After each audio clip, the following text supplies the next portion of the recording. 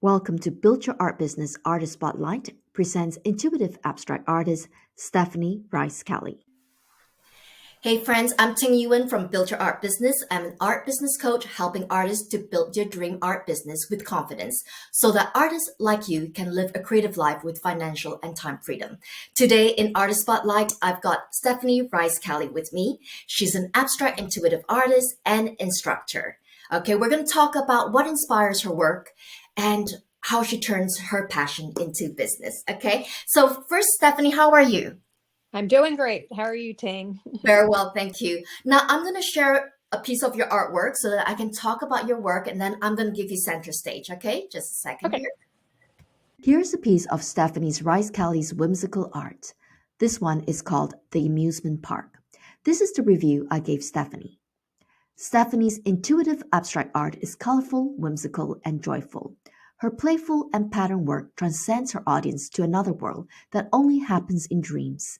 It welcomes you with open arms, bidding you step into her images. Looking at one of Stephanie's art is to remind you that everything is possible in the magical land of fairy dust bliss. All right, Stephanie. So please tell me where you're from and how does that affect your work?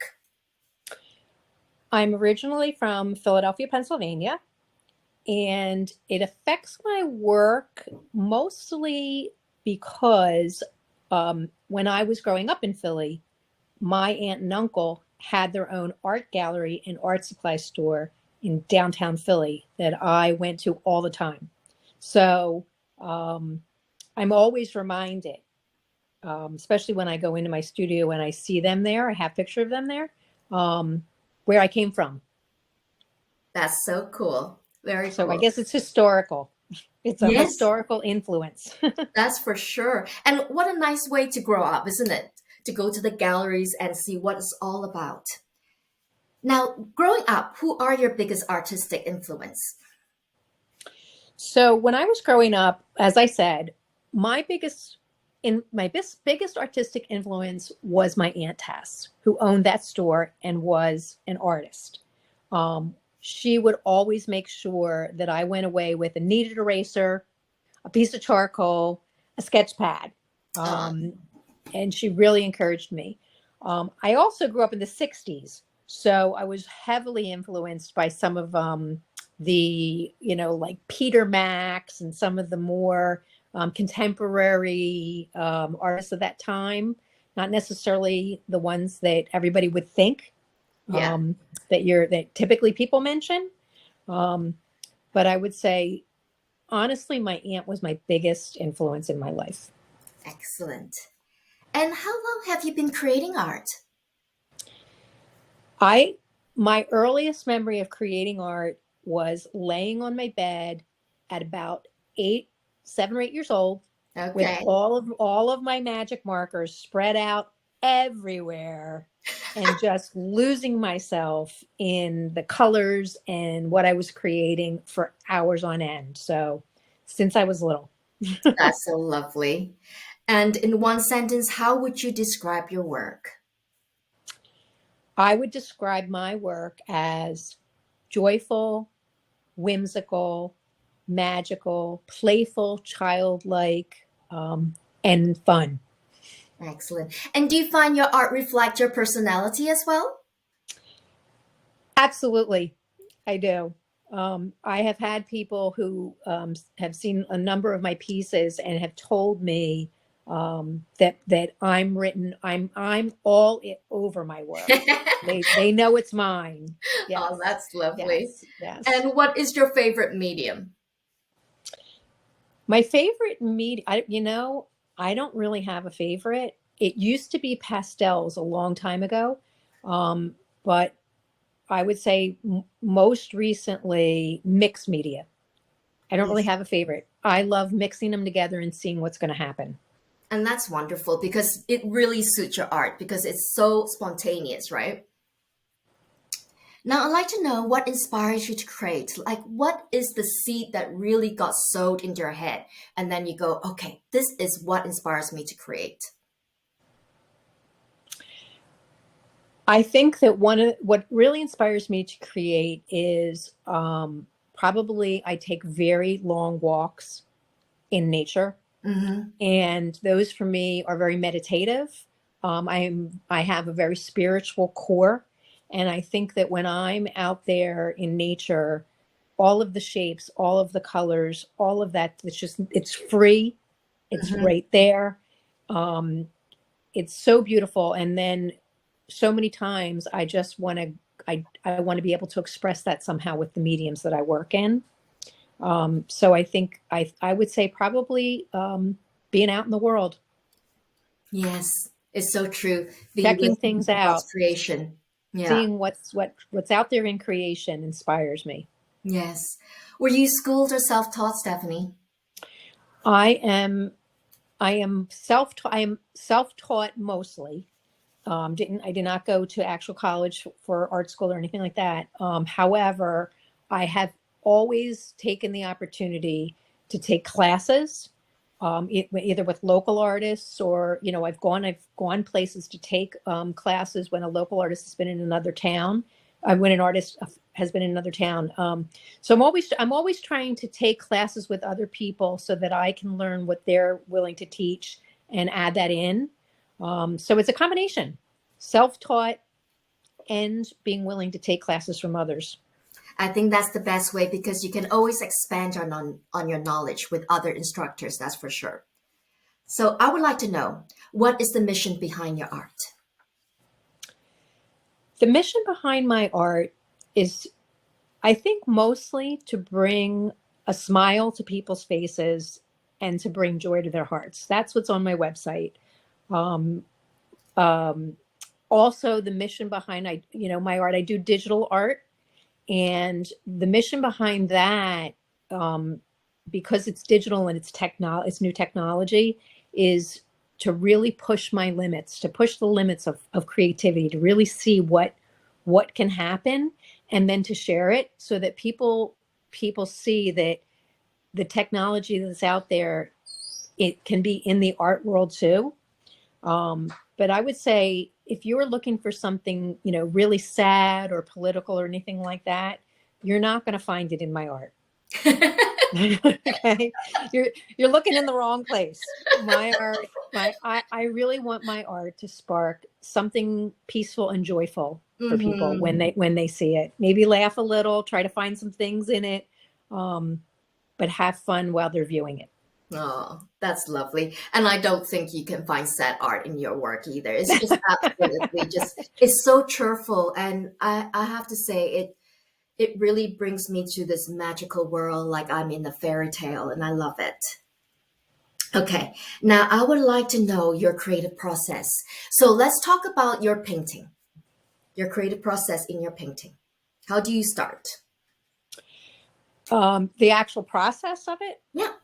Okay, so when with my hand painted work, that's what I'm going to talk about is my hand painted one. With my hand painted work, I start with a sheet of watercolor paper, and the first thing I'll do is take my watercolors, and not on purpose. Okay, I allow the watercolors and my brush to just put them transparent, some a little bit more opaque, let them layer. But I create a background that doesn't have much thought into it, a lot of intuition, but also has a lot of the design principles of art, like dimension and light and dark and hard edges and soft edges. All of those things are in there. And then from there, I start to have a dance with that. I look at it like it's a dance or a conversation, which Lovely. means it's going to speak to me with the first step, and then I'm going to respond with the next step, and then another step. And we go back and forth until the piece gets to the point where we're truly dancing or we're really in a conversation. And like when you're dancing, you could stop dancing and then pick it up later, right? With a conversation with your best friend, right? Goes on forever. So I can put the piece away for a week and I can come back and the dance or the conversation is still there. And that's where I'm adding in acrylics, I'm making shapes, I'm making patterns, using different colors. All of that's happening. But my creative process really does become what I call a dance or a conversation. That with is my so piece. lovely. I love the way you explain that, and it just makes me understand your work more and how you work to make these wonderful pieces. That's wonderful. I love that explanation. I hope you got that somewhere on your blog or on your website because that really drew me in, Stephanie. Now, my next question is, what is your favorite part of being an artist? Um, well, again, I have two favorite parts. What I just explained with that whole process, once the dance starts or the conversation starts, it truly is like when you're in a conversation with your best friend. Hmm. You just can't wait. Okay. So that's that. I would say the actual creative process is my favorite part. But I also teach, and I teach this to people and to students. And I have to say that there's an equal joy in sharing it with others and watching them in their conversation and dance with their piece. Ah, that is so cool. Love that. Now, what's the most challenging part of being a professional artist? Hmm. One, you want me to name one? No, you can mention Um, as many as you uh, like. I think the most challenging part is that we're artists, so we work on right side brain and left side brain, right? So um, you're in the mode. I may be very creative and expressive and really like can't wait to get up and work on something, but I also know I've got some business stuff to do. And so I think the hardest part is being able to manage my time and discipline my time so that I'm not quelching the artist who wants to be creative and expressive, but Hmm. I'm also being the practical business owner Hmm. doing the things I need to do for my business. Um, that's challenging sometimes because sometimes you want to give more to one and the other you don't want to sacrifice the other. So I guess balancing all of that, that's a real challenge. Yes, that's a good answer. I do find the left and right brain is a consistent struggle, and it does help if you have, split your week into half. So half of it is for creating, and the other half is for marketing, and that makes it much easier. Now, I would like to know, how do you define success as an artist? Well, so the way I define success, I don't see every successful artist isn't necessarily one who is selling their work and making a certain figure of money, right? I Hmm. don't see that as being success. The way I see success as an artist is, for me personally, success is being able to, yes, create my artwork, sell it, and teach. Okay, that's success for me. But I also think that if someone is an artist and they are carving time out of their life to express what they need to express, um, and they've done that and they're happy with that, that's also success. So Hmm. I guess what I'm trying to say is I don't think that just having a dollar figure Yes. is your benchmark for your success. I think there's a lot more that goes into it. There's probably people making a lot of money with their art, but I don't know if they're happy, right? Hmm. So I think there's a lot that goes into the word success. Hmm. Um, and so I think it's very personal. There are definitely standards out there for success, right? I think it goes beyond just monetary. Yes, that's such a good answer. Do you have also like artists and mentors that help you throughout your business? I have to say I am so fortunate to have an extensive support of artists and coaches um, who I don't even know if I would be where I am if I didn't have that. So obviously, I have you as my artistic entrepreneurial coach, which would definitely not be where I am if I didn't have had your coaching. But I also have professional artists in town who I'm on the board with it at one of the local galleries. And we do a lot of creative things together Mm-hmm. where we're bouncing ideas off each other. Um, I would say that for me personally, I don't know if I could succeed if I didn't have mentors, coaches. Um, and I also have people who are willing to tell me the truth, Mm-hmm. which is, I think, very important, because I have a lot of family members who are always telling me, I love your work and it's wonderful. I almost think sometimes they're going to say they love it no matter what, right? So Mm-hmm. you need people, and this is one of the things I really love about your coaching team. You need people who are going to be very honest with you, Mm-hmm. because that honesty will help me to grow. Mm-hmm. It's so And that's true. very Honest important. feedback. Yeah, it's true. And it's true, Stephanie, like you said, like having artists that help you and network with mentors and having honest feedback is so important to growth. And I know sometimes it's not easy to hear an honest feedback, but when you sit back and take it, not personally, but objectively, you will learn from it. Oh, currently, where do you sell your art? So my art right now is on my site. So I sell my art that way. It's all set up to do that. My art hangs in the Mill Art Center and Gallery in Honeyway Falls, and all of my greeting cards and prints, that's all available there. Um, and there are other places around town. Here locally in Rochester, the CC Institute in their blessing shop, my art sells there. Um, to be able to see and view my art and see like the gamut of everything that's available is really going to my website, Art Happy Okay. Happy Art. All right. Other than selling your art, do you have other revenue streams that you make money from your talents? Well, like I said, um, teaching has been incredibly lucrative. And again, this goes back to, am I a successful teacher because I make money? Yes, I do. It's very lucrative for me, but it's also I feel like it's successful because it's in person.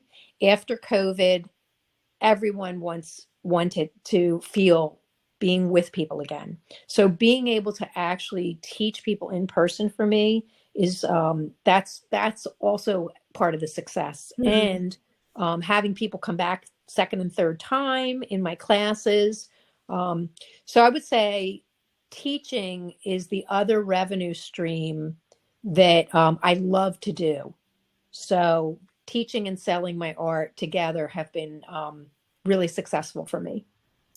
Now, friends, if you're listening to this, if you get a chance, if you're in Philly, got to get one of this class from Stephanie, because Stephanie is a very well-known artist and she's a really well-known instructor. Her classes actually fill up very quickly. So if you happen to be in her town, make sure you sign up for a class because she's an excellent teacher.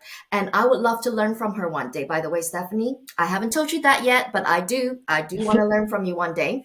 Now, if you could exhibit your art in whichever art museum and gallery in the world, which would be your dream destination? Hmm. Um, you know, I don't know if I really have an answer for that for you, Ting.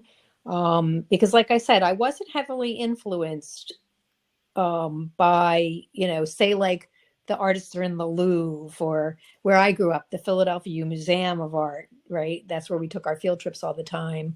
Um, so I think if there was a gallery where innovative, um, expressive art was being showcased, where it didn't have to look like something, okay? Not necessarily abstract, but kind of the work I do. I think if there was a gallery where a lot of artists were being showcased and I was included there, that would probably make me very happy. Okay, excellent. Now, if you had the opportunity to talk to one of your favorite artists, dead or alive, who would that person be? Well, um, I'm going to go back to somebody who was very contemporary in the 60s and the 70s, and all of his artwork hung on my wall. Um, and that was Peter Max. Peter Max. Okay. Peter Max. Yep. Yep. Not necessarily not Michelangelo or Van Gogh or any of the ones that are, super famous and everybody knows. I just know that there was a creativity in Peter Max posters and Peter Max art during that time heavily influenced me.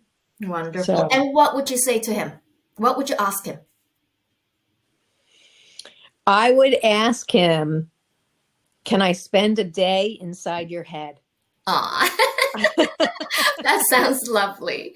Now, what are you currently working on right now and would like to share with your audience? Well, right now I'm working on a series that I call Fantasy, Mm-hmm. Fantasea. And I'm doing it in both my digital work and in my hand painted work. And it's like I said, going out and walking on the canal here in town, all of that stuff that I see with the flowers, that all came out in my series Fields of Magic. Now I'm starting to experience what the deep ocean and all of the creatures and the critters and the beauty and the luminescence there. And so I've done a lot of pieces now for a series where it's a fantasy, but it's fantasy. Oh, that sounds lovely. Do you snorkel?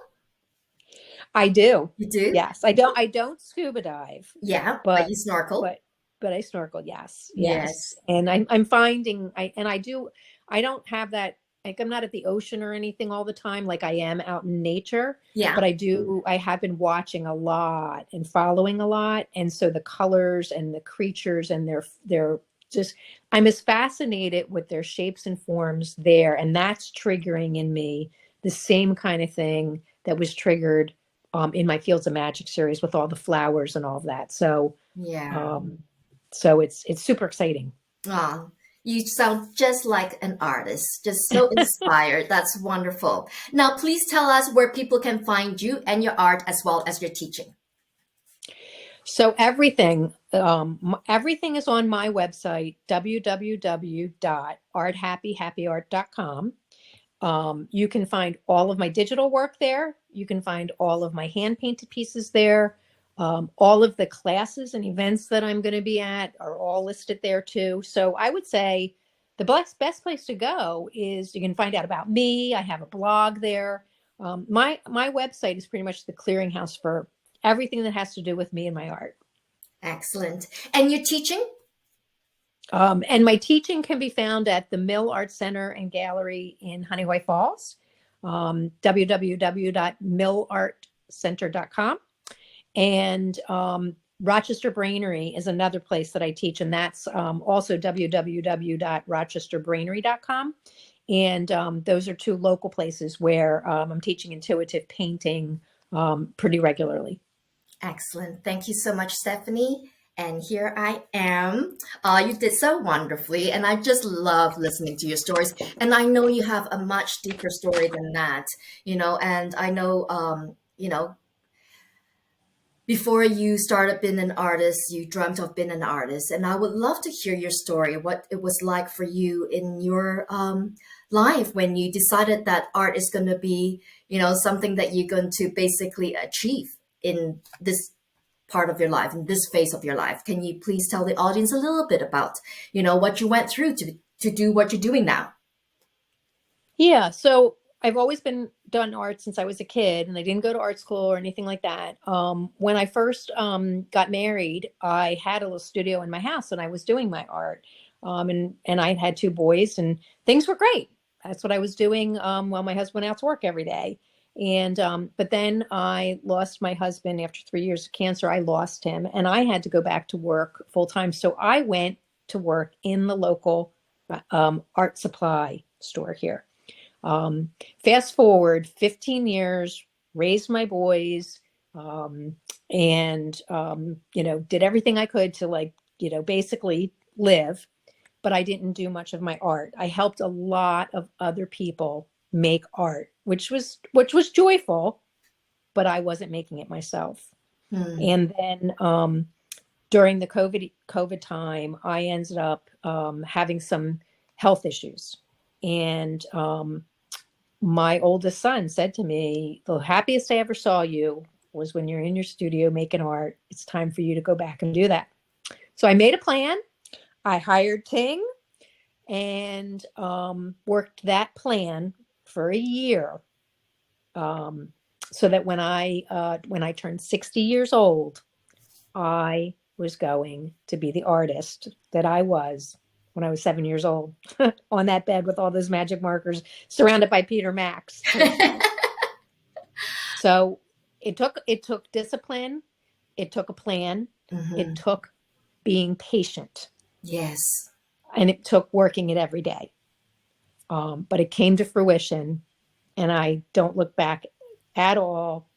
I have no regrets, and I just see inspiration and future everywhere. So Wow. that's my story. That's such an inspiring story, Stephanie. And it's such it's one of those stories that would motivate other artists that are going through a hard time. And I hope your story would definitely make them think twice that, when you're going through a hard time, it doesn't mean you're gonna throw your dream away. It basically means you put your dream aside, but keep remembering it. Because when the time is right, and if you have that dream, you will make it come true. Because everyone has that power to make their dreams come true. And I think you definitely have. And you have become such an amazing artist. And your art keeps growing, and so is your art teaching. I am completely impressed by you. And I would love to take a class from you one day, and we would need to talk about that, because we will do that. it looks like so much fun, and I just want to get my hands into those art supplies. Yes. It All is. right. It's unlimited. It's endless once it starts. It just, Yes, and I love I the go into the conversation that you zone. have your art. I think that's a wonderful way to express your work. And it really is. And I think your work is a conversation, because you can see and feel the relations of your pieces, of your forms, of your structures, and the colors. You can tell your personality from that.